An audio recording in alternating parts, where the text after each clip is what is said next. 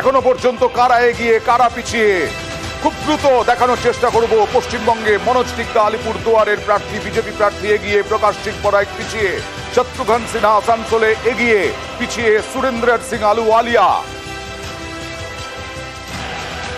এগিয়ে, অরূপ চক্রবর্তী বাঁকুড়া কেন্দ্রে পিছিয়ে, সুভাষ সরকার যিনি কেন্দ্রীয় শিক্ষা প্রতিমন্ত্রী অন্যদিকে আরো কয়েকটা আসনে এগিয়ে পিছিয়ে। কোন কোন আসনে দেখাবো।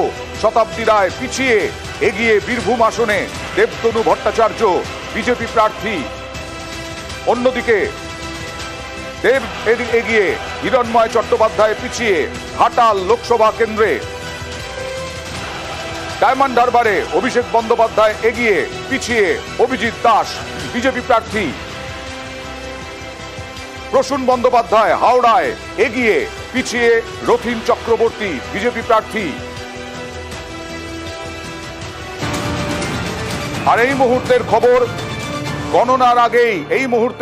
গণনার আগেই উত্তেজনা বারাকপুরে।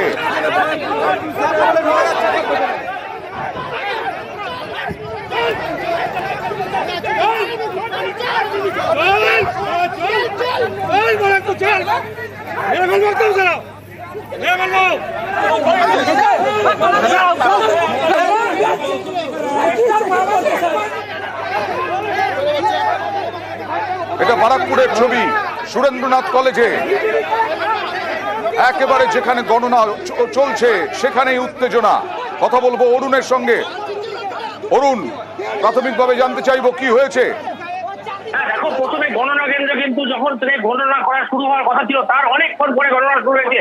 তারপর এত কঠিন নিরাপত্তা, প্রত্যেককে জামা জুতো পর্যন্ত খুলে চেকিং করা হচ্ছে। এতে পাবলিকের মধ্যে একটা উত্তেজনার সৃষ্টি হয়। তারা যারা ভেতরে ঢুকছে দীর্ঘ লাইনে দাঁড়িয়ে তাদের ভেতরে ঢুকতে হচ্ছে। এই নিয়ে তারপর আবার যারা অন্য কার্ড নিয়ে, ভুয়ো কার্ড নিয়ে ভিতরে ঢুকে পড়েছে, এই একে অপরের বিরুদ্ধে অভিযোগ।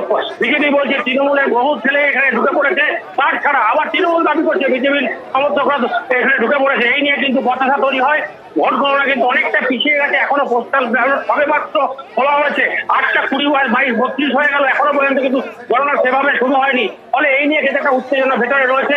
ঘটনাস্থলে বিশাল পুলিশ বাহিনী রয়েছে, র্যাব রয়েছে এবং আধা সেনা রয়েছে। সব মিলিয়ে ভিতরে কিন্তু একটা উত্তেজনার পরিবেশ। কিছু পুলিশ তাদের যারা এরকম উত্তেজনা ছড়াচ্ছিল তাদের কিন্তু বাইরে বের করে দেয়।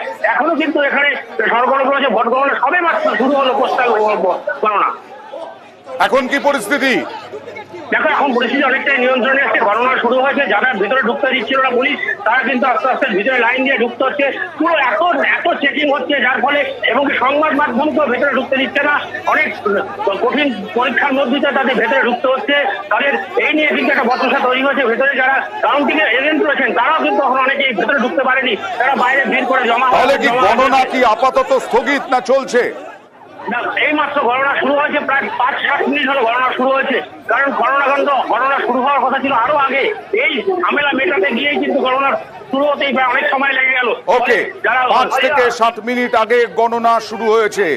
এবার তৃণমূল